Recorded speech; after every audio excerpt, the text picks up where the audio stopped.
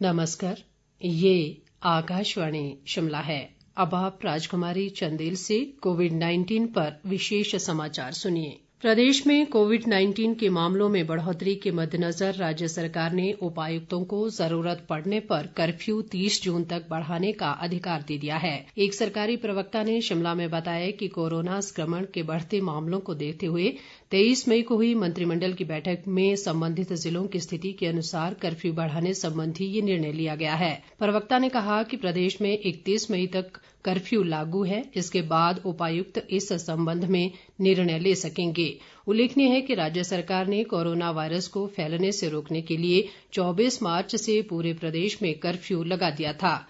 सरकार के आदेशों के बाद हमीरपुर जिला के उपायुक्त हरिकेश मीणा ने जिले में कर्फ्यू 30 जून तक बढ़ा दिया है। ये आदेश तुरंत प्रभाव से लागू हो गए हैं। इस बीच राज्य सरकार ने सरकारी कार्यालयों में आज से रोस्टर के अनुसार तृतीय व चतुर्थ श्रेणी के 30 के स्थान पर अब 50% कर्मचारियों को आने के आदेश दिए हैं। अतिरिक्त मुख्य सचिव कार्मिक आरडी धीमान द्वारा इस संबंध में आदेश जारी किए गए हैं। इन आदेशों के अनुसार कर्मचारियों के आने जाने व दोपहर के भोजन का समय अलग अलग होगा और दिव्यांग कर्मचारियों को कार्यालय आने से छूट रहेगी। कार्यालय न आने वाले कर्मचारियों को मुख्यालय छोड़कर जाने की अनुमति नहीं होगी। आदेश के तहत वाहनों की ज्यादा से ज्यादा पोलिंग को कहा गया है और कार्यालयों में नियमित अंतराल पर सैनिटाइजेशन व कर्मचारियों को मास्क पहनने और आरोग्य सेतु ऐप डाउनलोड करना अनिवार्य किया गया है। ये आदेश केवल सामान्य क्षेत्रों में लागू होंगे। प्रवासी श्रमिकों को उनके गृह प्रांत भेजने के लिए रेलवे ने देश भर में 3060 से अधिक श्रमिक स्पेशल रेलगाड़ियां संचालित की हैं। इन रेलगाड़ियों से 40 लाख से अधिक यात्रियों को उनके गंतव्य पर पहुंचाया गया है। केंद्रीय रेल मंत्री पीयूष गोयल ने संतोष व्यक्त किया है कि 3000 से अधिक श्रमिक रेलगाड़ियां सफलतापूर्वक चलाई गईं और इनके माध्यम से प्रवासी श्रमिकों को उनके गृह राज्यों में पहुंचाया गया। एक ट्वीट में उन्होंने सभी राज्यों से अपील की है कि वे रेलवे और श्रमिकों के साथ सहयोग करें। देश में मौजूदा समय में कोरोना संक्रमित लोगों की संख्या 1,45,380 हो गई है। स्वास्थ्य मंत्रालय के अनुसार अभी तक 60,490 व्यक्ति उपचार के बाद पूरी तरह स्वस्थ हो चुके हैं। इस तरह कोरोना संक्रमण रोगियों की स्वस्थ होने की दर बढ़कर 41.61% हो गई है।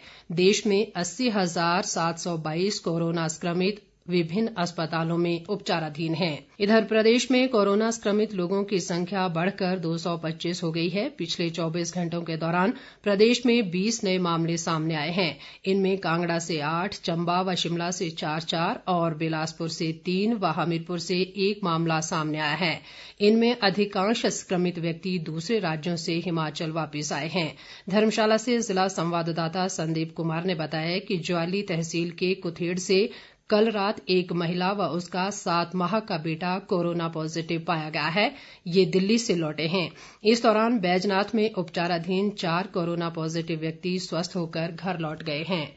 स्वास्थ्य विभाग के अनुसार प्रदेश में मौजूदा समय में 153 कोरोना पॉजिटिव विभिन्न अस्पतालों में उपचाराधीन हैं और 63 लोग उपचार के बाद स्वस्थ हुए हैं, जबकि अब तक 5 लोगों की मृत्यु हुई है।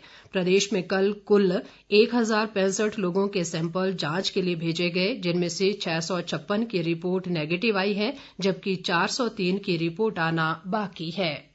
केंद्रीय माध्यमिक शिक्षा बोर्ड सीबीएसई ने देश भर में लॉकडाउन के कारण शेष रही 10वीं और 12वीं की परीक्षाओं के लिए लगभग 15,000 परीक्षा केंद्र बनाने का निर्णय लिया है। केंद्रीय मानव संसाधन विकास मंत्री रमेश पोखरियाल निशंक ने एक ट्वीट में ये जानकारी दी है। परीक्षाएं 1 जुलाई से 15 जुलाई तक आयोजित की जाएंगी। इससे पहले सीबीएसई ने केवल 3,000 केंद्रों पर परीक्षाएं कराने का निर्णय किया था। परीक्षा केंद्रों की संख्या बढ़ाने का उद्देश्य है कि सामाजिक दूरी बनी रहे और छात्रों को परीक्षा देने के लिए ज्यादा दूर न जाना पड़े। मानव संसाधन विकास मंत्रालय पहले ही घोषणा कर चुका है कि छात्र अपने नामांकित स्कूलों में ही परीक्षा देंगे। गृह मंत्रालय के दिशा निर्देशों के अनुसार कोविड-19 कंटेनमेंट जोन में कोई भी परीक्षा केंद्र नहीं होगा। इसके अलावा छात्रों को परीक्षा केंद्रों तक लाने के लिए परिवहन व्यवस्था राज्य की जिम्मेदारी होगी। इसके साथ ही ये समाचार बुलेटिन समाप्त हुआ। हमारा अगला विशेष समाचार बुलेटिन आप सुन सकते हैं दोपहर 3 बजे। नमस्कार।